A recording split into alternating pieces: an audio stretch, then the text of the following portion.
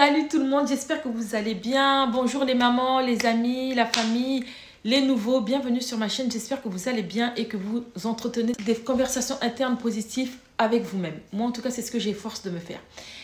Je suis ici pour vous parler par rapport à mon challenge de Mama Glow Up que j'ai lancé il y a quelques jours.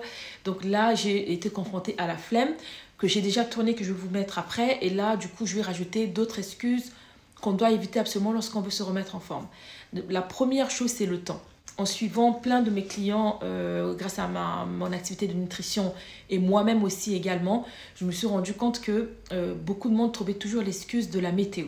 Il fait trop chaud, soit il fait trop chaud, parfois je donnais des rendez-vous à des clients, ouais il fait trop chaud, du coup je ne peux pas venir, soit il fait trop froid. Donc en fait chaque saison c'était toujours un problème. Du coup en fait ta remise en forme, tu la renvoies tout le temps. Si la météo est un souci, dans ce cas, tu ne pourras jamais te remettre en forme parce que le temps change tout le temps. Donc en fait, l'excuse du temps, il faut absolument le bannir. Le temps ne doit pas t'empêcher de prendre soin de toi, d'aller faire ta séance de sport, de t'allonger dans ton salon et faire du sport. D'ailleurs, je partageais ça à l'époque. Moi, je faisais du sport à la maison. Je disais que tu as juste à mettre ta serviette, même parfois dans des hôtels. Moi, je fais des séances de 10 minutes dans un hôtel. Je mets ma serviette par terre. Il n'y a aucun problème. S'il pleut dehors, tu peux toujours faire du sport à l'intérieur. Ça, je ferai une vidéo plus tard sur ça. En tout cas, l'excuse du temps à bannir. Ce que tu as besoin, c'est vraiment de l'engagement. Parce que lorsque tu t'engages avec toi-même, le temps, toutes les excuses ne sont plus tolérables. Donc, tu ne vas pas tolérer que le temps t'empêche de faire ta séance. Par contre, si tu as un pied dedans dans ton objectif, en mode bon, je vais me remettre en forme, mais bon, voilà, forcément, toutes les excuses seront bonnes à prendre. Donc, ça, c'est très important de rester engagé, peu importe qu'il pleuve ou qu'il neige. Deuxième chose, c'est les menstrues des filles. Beaucoup de femmes ont annulé pas mal des séances où, enfin, j'ai remarqué que souvent c'était ah ben là tu vois, même parfois je vais en séance avec une amie que j'invite, ben là tu vois j'ai mes règles, j'ai trop mal, je peux pas venir. Et moi en fait même le J1 de mes règles j'y vais et parfois j'ai très mal au ventre, surtout depuis mon accouchement. Mes menstrues ils sont très douloureux, mais à aucun moment je vais pas à la salle. Enfin je veux dire même si c'est gênant et que le sang coule un peu, c'est pas la fin du monde en fait. Moi j'ai pas d'excuses, qu'il pleuve ou qu'il neige, je fais ma séance. Il y en a parfois qui font autre chose, même s'ils ont des règles. Alors quand il s'agit de eux-mêmes, on n'en parle pas. Excusez-moi, mais c'est la vérité. Donc quand il s'agit de vous, il faut arrêter de vous abandonner. Parfois vous faites ça pour n'importe qui, mais par contre quand il s'agit de toi-même, c'est toutes les excuses du monde. Par contre quand c'est autre chose, non, t'as pas mal, ça te gêne pas d'avoir du sang.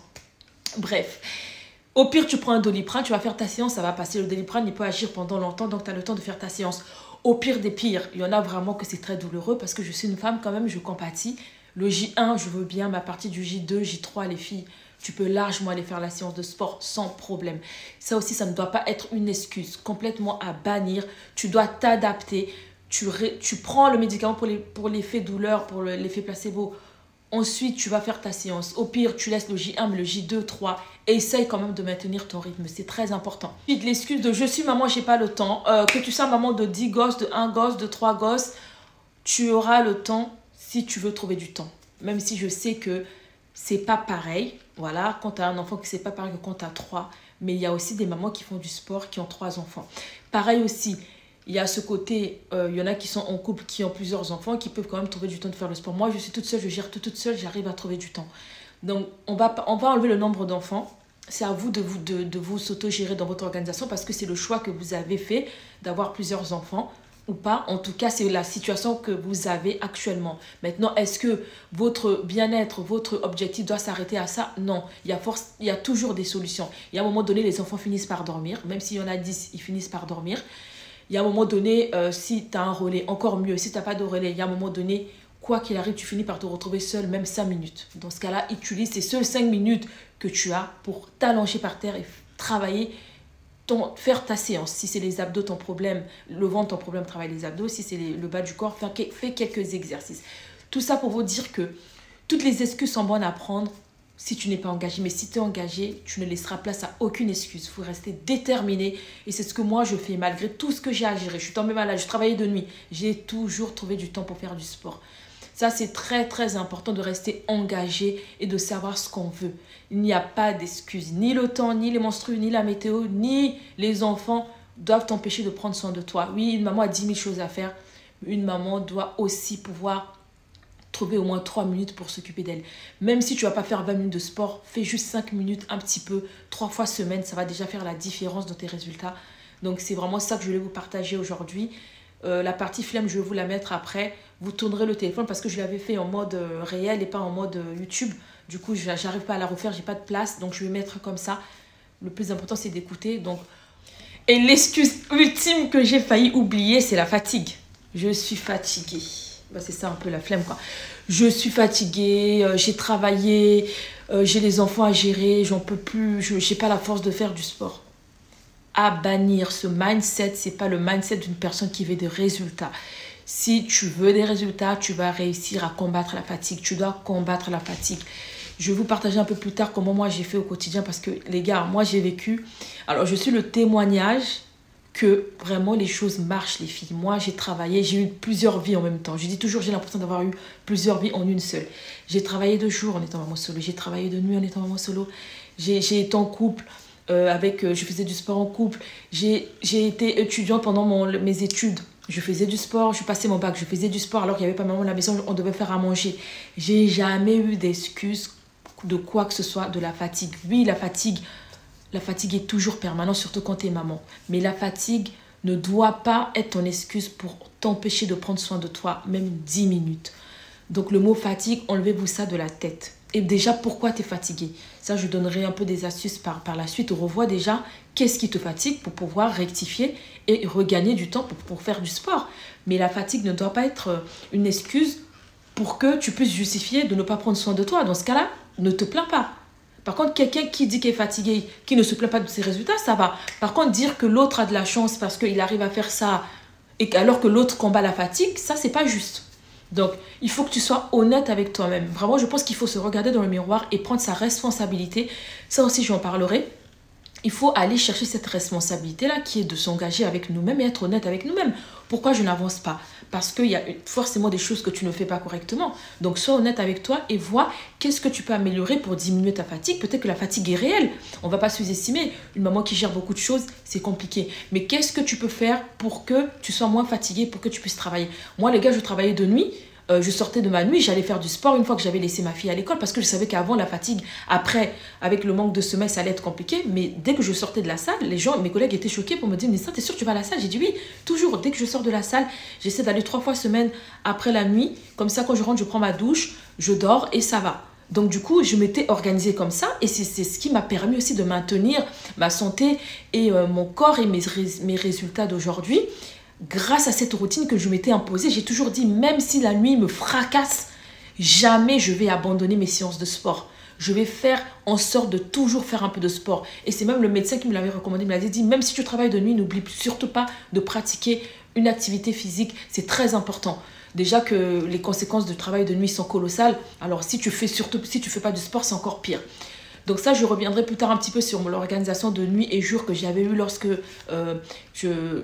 pour vous parler un petit peu de comment je me suis maintenue entre le travail de nuit et de jour. Mais vraiment, c'était ça. La fatigue aussi, c'est un gros ennemi à combattre. Donc, ne vous laissez pas avoir par ce mot et sortez ça de votre tête.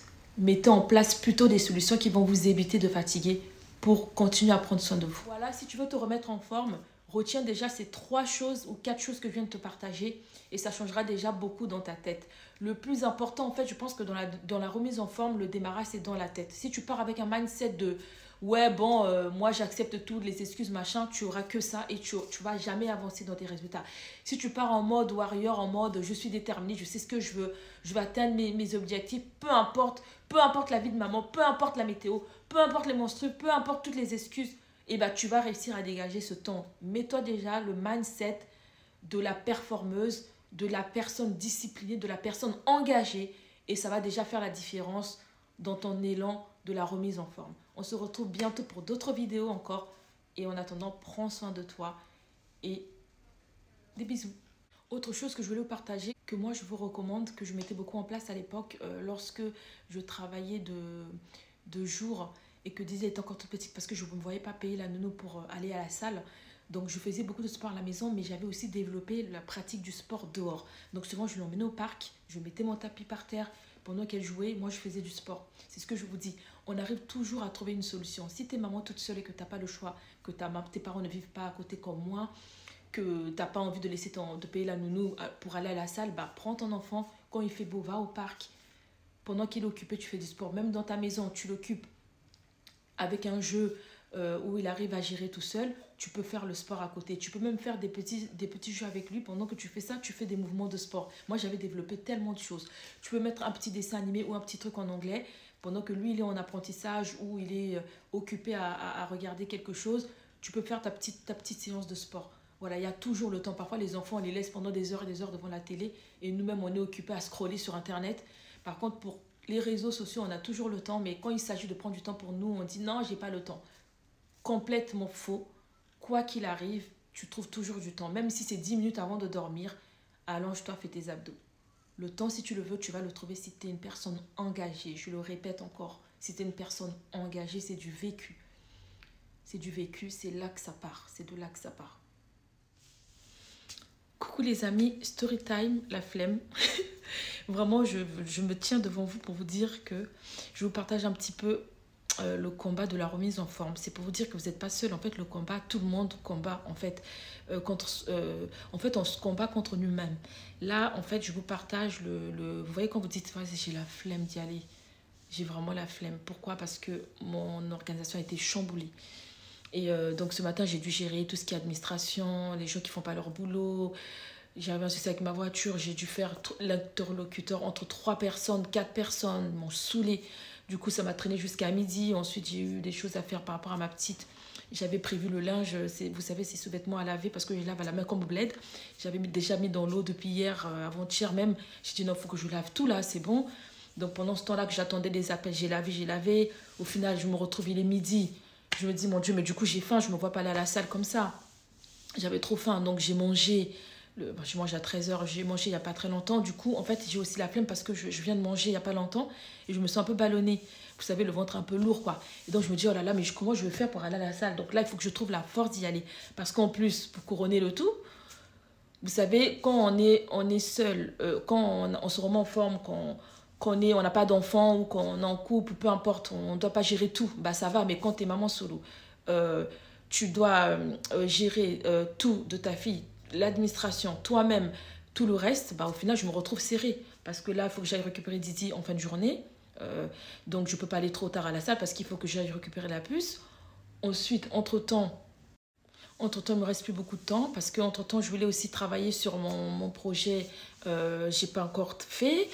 Et pour couronner le tout, c'est que le vendredi, l'école fait le pont. Donc là, on est demain mercredi, jeudi, vendredi, jusqu'à dimanche, j'ai la petite, donc pas de salle.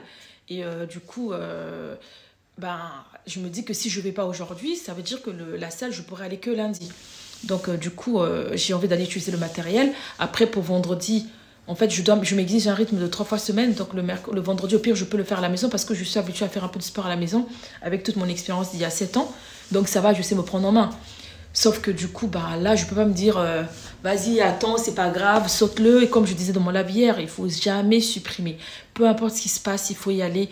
Et je suis déterminée. En plus, je suis en train de lire un livre qui me donne trop la motivation. Et en fait, il dit qu'il faut toujours faire un petit effort sur chaque domaine de ta vie pour t'élever. Et comme je suis en train de glow up, vous savez, c'est vraiment le challenge glow up. Ce n'est pas que par rapport au sport, hein, c'est vraiment dans tout domaine et dans pas mal de choses de la vie.